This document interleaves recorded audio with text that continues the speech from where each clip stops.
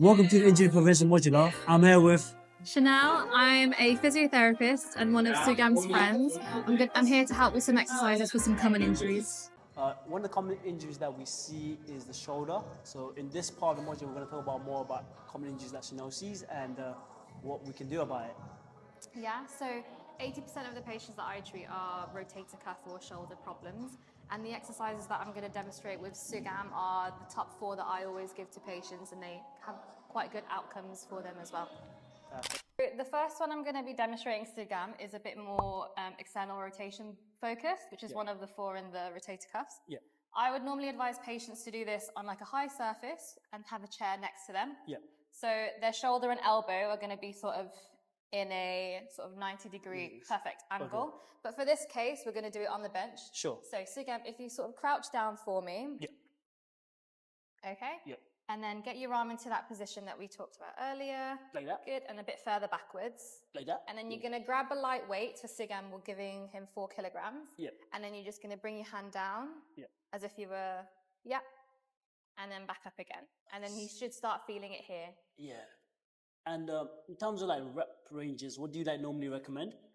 The guidelines that I follow always say 3 sets of 8 for the 4 that I'm going to give. And that's works pretty well with patients. But it depends on fatigue and how much the patient can manage. Yeah. And you always work with pain, not against pain. You don't want to aggravate your symptoms. For the second one, it's more resisted shoulder flexion. So you can grab a TheraBand and just sort of adjust it to the patient's tolerance. Yeah. And you're just going to make sure your palms are facing in, and you're going to pull out, yeah. and you're going to bring your arms all the way up, yeah. and then bring them all the way down. You should feel that on sort of your upper traps and scapular area. So you try that for me. Sure. Again, 3 sets of 8, or depending on how the patient can tolerate it. So like that, right? Yeah. Yeah. Oh, and palms facing each other. Yeah. Yeah. Good. And then you're going to bring your arm all the way up, and then back. Control it going down as well. Nice. Good. And how many reps do you recommend? Again, 3 sets of 8 for all of these ones, yeah. And like rest-wise, like is there like a specific rest that I have to do? Not really, I guess. If you can rest for a bit, 30 seconds per set. Yeah. That should be fine. Yeah, I can actually feel it like yeah, really. You're doing it well. Thank you. The next one is going to be like a push-up. But not a push-up from the floor. Yep. Do it sort of in a raised sort of position. So here, yep. Sugam's going to do it from the bench. Yeah, yep. As you would normally. Like that. Good. And then up again. So why does this help the shoulder compared Again, to it's a lot of working the scapula, which a lot of the rotator cuffs, they do sort of go across here. Yeah. So that's why this one's a really good one for that too. It's actually hard. Yes. Yeah. Perfect. Amazing. Okay, and then the last one is dependent if the patient's really good, is sort of seated row back. So you can do this on a machine if you're in the gym. Yeah. Or again, if you're at home, you can grab a TheraBand. Yeah. You tie it on like a door handle at home, pop a chair in front of you. So again, if you sit down there for me, I'll act like the door handle. And then it's kind of difficult with this one, but you're just going to pull backwards as if you would on the rowing machine. Like that. And then control it going forwards. And you want to keep it as light as possible, right? Mm-hmm. 4, 5, 6, 7, 8. Ooh. Perfect. Yes. Oh, we missed it. Yes. So those are the 4 And those are the 4 that I always give for my shoulders, my rotator cuff shoulder. And how many times a week should I do like shoulder exercise? If it's an acute injury, so if it's sort of less than 3 months, then I would do it every day. Every day, yeah. And then when I see patients again after sort of 6 weeks, then I will reduce it. Because you've got to allow the muscles to relax as well as sort of gain that muscle bulk and everything. Perfect. Thank you. See you in the next part of the video. Like, what are the common injuries that you see as well? I get a lot of back pains, whether it be acute or chronic low back pain, particularly mainly sort of the older population, but younger generations like Sugam and myself, up to the 40s, can get it non-specific back pain from just generally work and their day-to-day as well. And these are some of the exercises I would suggest in that population. I think for me it's gonna be a lot helpful because I sit down a lot. So I'm looking forward to the exercises here. Good? Okay, yeah. Perfect. So for this one, we normally call this Jefferson curls. You Yeah. can do this without the step, or you can do it with a step. Yeah. It just depends on how comfortable you feel. Yeah. Essentially, what you're going to do is Sugam hops onto the step, Yeah.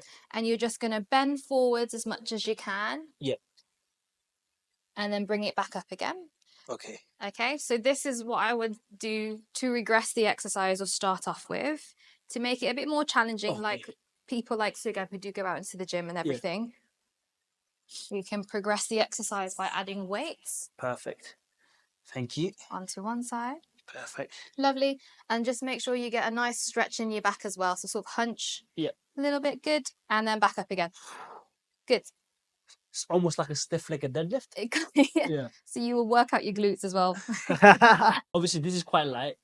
Obviously, it's not something people should like do too heavy. Yeah, right? do this quite lightly. So I wouldn't do anything heavier than sort of 6 kilograms, let's say. Yeah. Just because we don't want to stress the back any further than it is already. Yeah.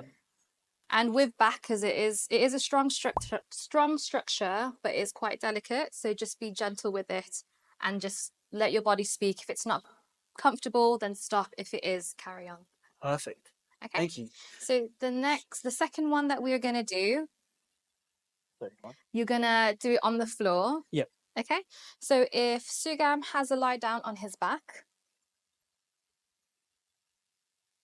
Okay, and you're gonna lift your feet up, so Yep. hips at 90 degrees, knees at 90 degrees Yep. on both sides. Oh, okay. Okay. There we go. So what I want you to do now is engage your core. Yep. So you're gonna squeeze your tummy, but not suck in to the point it's sort of concave. Yep. Yeah. You can make it harder by lifting your head up like yeah. Sugam did, or Yeah. you can just rest it. Okay. So you're gonna engage the core again, and you're Yeah. gonna drop one side, Yeah. straighten it all the way down Like that? to the floor. Just gently touch the floor, and then back up quickly. Okay. Good. And then back in that position at 90 degrees. Oh my god, yeah. Yeah. Okay, it is. If you Oh, actually, okay, do like. yeah, but make sure this stays in this position. Yeah, So that okay. your core is still being engaged as well. And then up again. Good. It is like hard. You lift your head up Okay. and engage the core. How does that one feel? Yeah, Yeah? I can feel it in my back. Okay. If you want to make this a bit easier, you Yep. can pop your hand in like a I look like I'm doing the Illuminati. Don't worry, nobody comes. Put your hand in like a triangle position just Yeah. at the bottom of your back. Yep. Just to offload it a little bit more. Okay, oh. Try that one. Good. And how many like should I rep this out? So for these, I would just do 2 sets of 10. The same with the other one as well, Yeah. just because again, your back can fatigue a bit sooner. Yeah. So that is the second exercise. Perfect. So the third one is just a regular glute bridge. Okay. Yeah. Yep. Okay. So just a regular glute bridge. It's going to help extend your back and everything as well, but nice and gently going up and then down. You can make it harder by popping a TheraBand around your leg. Yeah. Or maybe popping a ball in the middle of your knees so you're sort of resisting something as well. Yeah. But yeah, this should be good.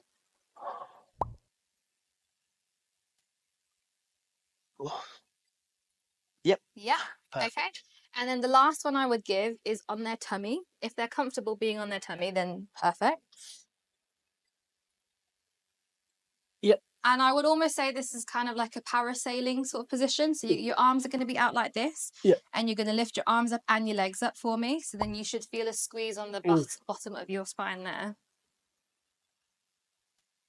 Good. And hold it sort of 5 seconds-ish once you're in the top. Okay. Yeah. 2, 3, 5. Lovely.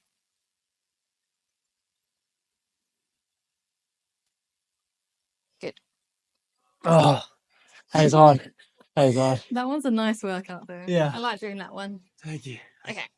But yeah, that's just generally exercises, but of course stretches and movement is pretty good for your back in general as well. Perfect. Thank you, Chanelle. So here's a fun fact. I'm not 6 foot.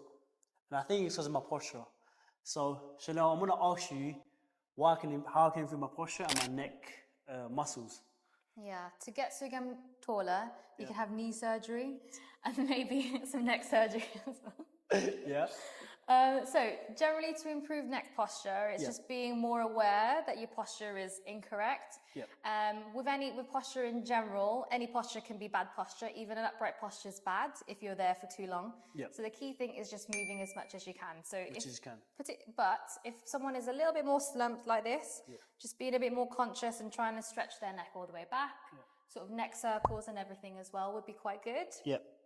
Another good exercise to have if you do then develop neck pain is sort of chin tuck. So you're kind of making like a double, imagine you're pushing your chin backwards. Yep. Perfect. That was really good. I feel it's like because dancing stuff. Like that? Yeah, that's it really. The aim of this is to target the deep neck flexors. So you don't want the big muscles here to be firing as much. And this is going to do that really. And that's going to help with your posture as well. Yep. Another really good one is just sort of clasping your hands behind you.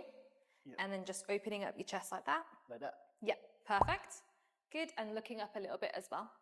Yep. Good, and you'll feel a nice sort of stretch going down into your upper traps and in your arms as well. And how long should I hold this for? Stretches I always suggest up to 30 seconds or start off with 15 and go up to 30. Sort of 3 to 4 times in one sitting. Yep. You can do it as often as you can throughout the day, that's okay as well. Because it's just more flexibility than strengthening.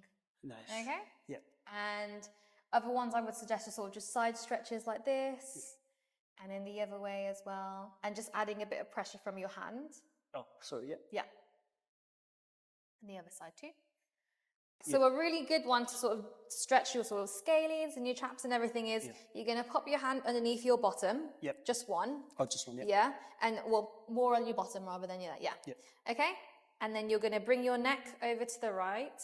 Yep. And you should feel a stretch already there. Oh, yeah. And then you're going to look up to the ceiling, but still holding the other side. Yeah? Okay. Yep. How does that one feel? Yeah, I can feel it around like this. Mm-hmm. Yes. Yeah. Okay. Perfect. And just sitting on the hand just makes it pull on this muscle a little bit more, really. Okay? And then you would do it on the other side to even things out. So the other side would be this. And look this way. And then look up. Yeah. Look up, yeah. Oh. Yeah. So it's like 3 steps. There's 3 steps. Yeah.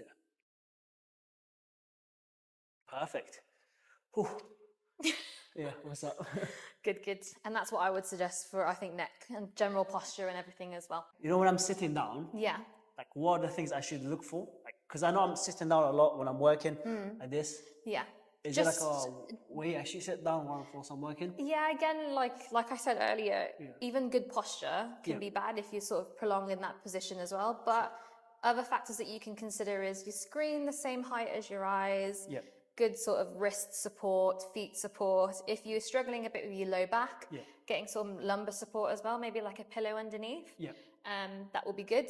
But again, keep moving. Maybe getting like a standing desk is really good as well, just to switch things up so you're not in one position for a long period of time. Perfect. Thank you. So after this, I'm going to be 6 foot in about 5 weeks. After surgery. After surgery. Oh, God damn it. Perfect. Thank you. Yes. So a lot of you that go to the gym have probably found this problem before, is when you squat or do a deadlift, you find your hips being very tight. Just gonna ask Chanelle how I can improve it, because I have that problem myself. Yeah.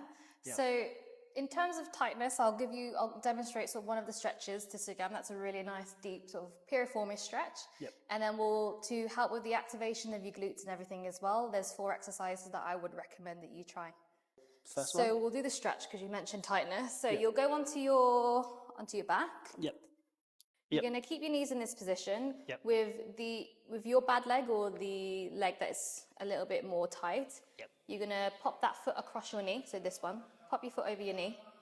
Okay, you're kind of making a number 4. Oh, Okay, so then you're going to use your hands to grip your knee at the bottom of your knee on that side, and you're just going to lift it up. Like this? On the bottom of your knee.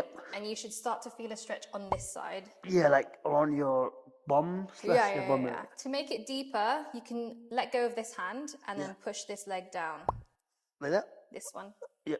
Let go of this hand, you can use that to push this knee down. Oh, okay. But you're still pulling up with that. Oh, okay. So that's more, you're opening up your pelvis and everything a bit better as well in this position.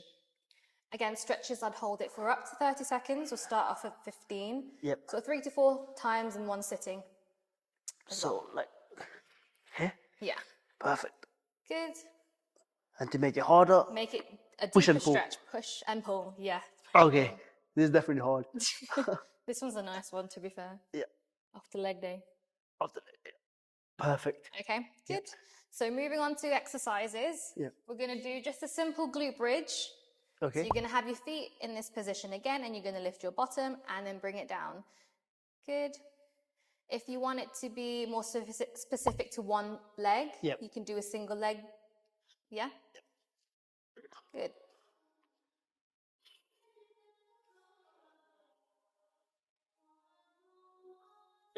Yeah, I can really just feel my back and my glutes. Nice. Okay. And then the second workout I would suggest is on your side. Like this? Yeah. Yeah. And all the way down, like you're lying on your side. Okay, yeah. Okay, you can bend the bottom leg if you want to have a bit more stability, the bottom leg. Yeah. Otherwise, to make it harder, have both legs nice and straight. And you're just going to lift that leg up for me. Good. And down. Make sure to flex your feet as well. Flex your feet. Flex. Sorry. Like that? Flex. Yeah. And then to make it challenging, again, straighten this leg out. Okay. Because then you involve a bit more of your core as well. Nice. And do I hold it at the top? Yeah, only a little bit, not too much. You're focusing more on the movement rather than holding it. So this one's going to be a step up. You can do it on a step or like a stool at home, or if it's too difficult, just do it on sort of flat surface. So you're going to pop one foot onto the, there we go. And you're just going to step up. Lovely. And then gently tap your foot onto the floor. Good. And then up again. So that's going to be a nice sort of glute focus exercise. For this one, I would bump it up a little bit, maybe 3 sets of 10 to 12, do your average, and see how you are. To make it challenging again, you can add a weight. To regress the exercise, you can just do a bit of a dip down on just flat surface. Good. Perfect. Okay, so the last exercise is a glute kickback. So again, you're going to use a TheraBand, and you're just going to tie it at the bottom of maybe the leg of the chair or a table. In our case, we just tied it underneath here. So you're going to come over and you're going to face towards the wall. And you're going to pop your foot into the band. And you're going to twist it sort of a 45-degree angle outwards. And with the other leg, you're going to step over the band. But again, still facing forwards. Your whole body is facing forwards, just that foot is facing the other way. And then you're going to kick back for me, and then back in again. Good. Yeah, I can really feel like my glutes and my hips.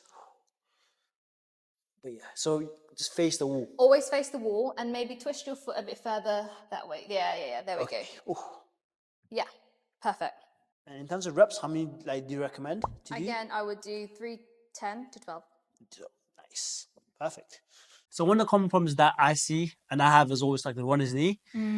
Just wanted to know how I can improve it or just prevent it from happening to anyone that's watching. So to prevent any sort of knee injuries, that kind of thing, especially if you're a runner, having a little look at your technique, making sure that you're not putting over excess strain on certain points of the joints as well. But to sort of recover from it, it's a hard one, but have a step back. If it's aggravating symptoms, don't do it for the time being. Give yourself at least a few weeks to recover. But when you start to go back in and sort of rehabbing yourself, these are the 4 exercises I always like to give for any of my knee patients. So the first one is just get yourself onto the bike. It's a really nice sort of non-weight bearing exercise. It's working your quads, your hamstrings, your glutes and everything as well. And it's not too much stress on the joint, which is really good. And then you can adjust the speed and the resistance for as much to tailor it yourself as well. Perfect. And in terms of how often to do it, I would just advise just as much as you can tolerate, really.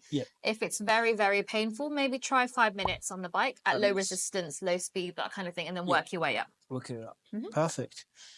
Nice. And in terms of seat adjustment, this should be fine, right? Or should I get lower, higher? Yeah, to adjust it, just make sure the seat is sort of hip height to yourself. But I think that looks fine to you. You got a good knee position and everything as well. Perfect. Okay. Nice. So the next exercise is you can do it as and when. You can do it in the gym, which we'll demonstrate, but also at home. So you can grab a resistance band and you're gonna sit down onto the chair. The first one is you're gonna tie the band on the chair. Yep. And then you're gonna have the patient sit down in front, and then you would wrap it around your ankle, probably double knot it. Yeah, that should be fine, I think. Okay. Yeah. I'm just gonna hold it just in case. Yeah. But you're gonna just do what you would on like a leg extension machine. So you're just gonna bring that knee back and then go and then forwards. Oh yes. And then you should feel it really right here. Oh yeah, like around the knee area. Yeah. But nice and slowly. So this is the at-home version. Yeah. Okay. Yep. And then the third one I would do is if you just stand up again. Yep. I'll just take this off. Sure. Okay. And then back down. Yep. Is hamstring curls. So the opposite end of the TheraBand, is it gonna be in front? So maybe like the leg of the chair or maybe a table. Yeah. And this time the patient's gonna bend their knee backwards. Oh. And then forwards again. Yeah. Yeah. Good. Good. So it's pretty much like a hamstring curl, but like the bands. At home version. Yeah. A free version. Yeah. So it's probably better to do in the gym, right? Yeah. I would say it's better in the gym if you can get yourself in the gym. But if it's, again, at the very acute phase where even the resistance band's enough, then this is good for home. And then the last one, if you're at the gym, leg press. At home, just regular sort of squats would be quite good. Okay. So it's like squat to 90 degrees? Yep. Yeah. And if you're at home, you can make it harder by adding a weight or maybe, again, a band around your knee, that kind of thing. Do you just like stop the knee from like... Yeah, but also then you start to work a bit on your abductors as well, which is good. One. Yep. I'm here with one of my friends that I know for a long time. Could you please introduce yourself? So I'm Chanelle. I'm one of the physios. I've known Sugam since uni, and I'm here to just help Sugam with his cool videos. So part of the cool videos is that I need to ask you some questions, right? Yeah. So could you tell me like your day-to-day operations? Yeah, so right now I'm a MSK physio, or I'm working sort of an outpatient setting now. Yeah. But I've done the whole shebang of different rotations, but I'm enjoying one-to-one rehabbing with patients currently and take it from there really. Perfect. And on a normal day, how many like clients or patients do you see? It does vary depending if I've got like classes that day, but I would say 13 to 14 patients a day, so back to back, with notes. With notes? And everything too. Wow. So it's busy but rewarding, so it's good. Good fun. Cool stories as well. So as a physiotherapist, what is the most common injuries that you see in young professionals? So in young individuals, I tend to see a lot of tendinopathies as a whole, particularly in the shoulder and also the knee. So I tend to rehab quite a lot of those people in a day-to-day as well. Lately, a lot of heel pain patients, so maybe those in sort of 30s, 40s, that kind of thing as well. And that's sort of known as plantar fasciitis. I get a lot of those. And there's a variety of treatments that we do for those type of patients too. Nice. You're talking about like the shoulder injuries and injuries in the knee. What can like a person do to prevent this from happening, like occurring too often? Very much listen to your body. I'm very much a advocate for if you feels wrong for you and your body's, you know, in agony or aggravating your symptoms, then don't do so. Very much just regress your exercises. Don't progress too quickly in the gym. Take it nice and slowly. And if you do find that you've had to regress after such good progress, don't take it as a bad thing. Keep it. You need that. Your body needs to take a step back before it sort of goes forward. So definitely don't overdo it in the gym. Pace your activities. Focus on your sort of diet in moderation, that kind of thing as well. That's going to help with the joints. And just keeping mobile and agile and stuff. Perfect. And obviously you're talking about don't go too hard in the gym. Yeah. That's something that I struggle with a lot myself. Sometimes I don't know when to stop, right? But like sometimes I do have injuries and I don't know if I should go to physio or like should I just do it at home? Yeah. What signs should I look out for to go and see a physio like yourself? Yeah, I mean, I don't think there's a time frame. If you feel you need to be seen by a professional in terms like a physio, then go for it as well. If you do initially injure yourself, I always suggest just resting for like a week or two, and sometimes, but particularly for young individuals, sometimes acute injuries can just resolve in themselves. So important to, when you find yourself injured or your knee hurts, just give yourself a rest for a week or two and take it from there. Optimize sort of pain relief, paracetamol, ibuprofen, that kind of thing. But if you find that you're still getting pain, maybe even 3 months down the line, then that's when I'd probably advise to seek some attention there, whether it be a physio or maybe a GP for pain relief, that kind of thing. Perfect. Okay, that's like giving me more of a clear sense. And just a more like general question. What's like the weirdest or the craziest injury you've seen in a person? Weirdest injury I've had, I had a patient, he was quite a young chap. He was on holiday, and then they were like jumping into like a pool, not a pool, like a lake. But then I guess he didn't jump properly, and his leg got caught on one of the signs. And then it just tore through this muscle here, so he had to have surgery. And that was probably not the weirdest injury, but the weirdest story I've had. Damn. So his just stories The whole quad just came out. Wow. Yeah. And did you end up managing to fix him, or did he fix He's himself? discharged now. He's all good now. He's fine now. So there is hope. There is hope. Yeah. He's all good. He's good. Hope you're fine. Don't do that, kids. Injuries I've seen is Popeye's. You know, like the character Popeye. Yeah. You know how his bicep is like a dip. Yeah. People actually have that when they tear like their bicep tendon. Yeah. That happens when they rupture it. You'll get a Popeye. Popeye. Oh. Nice. It's funny to just go. Nah. I don't want to think about it, because I actually have like my friend who actually had it. Really? Yeah, he does like Muay Thai, and like somehow he managed to tear his bicep because of punching or whatever. It just looks so weird when I saw a picture of that. Yeah, but I always think of the character. The character Popeye. Then it's not too bad. So a lot of people want to get stronger, healthier, and look better in the gym, but a lot of people do neglect warm up. How important is a warm up? I will always suggest warming up. I would advise never to neglect it. It will just help set off a good workout and prevent sort of injuries going down the line as well. So you could do, I would always say stretches or sort of active stretches, that kind of thing, so in movement. But never skip out on warm-ups, never skip out on cool-downs as well, if you don't want injuries. Don't want injuries, So I guess becoming stronger and looking better, warm-up is part of the workout. It is, definitely, 100%. She's a physiotherapist, so she said it, so she must be right? Right? Perfect. Nice. Yeah, I think that's it. Sorry. Love it. Bye. Bye-bye.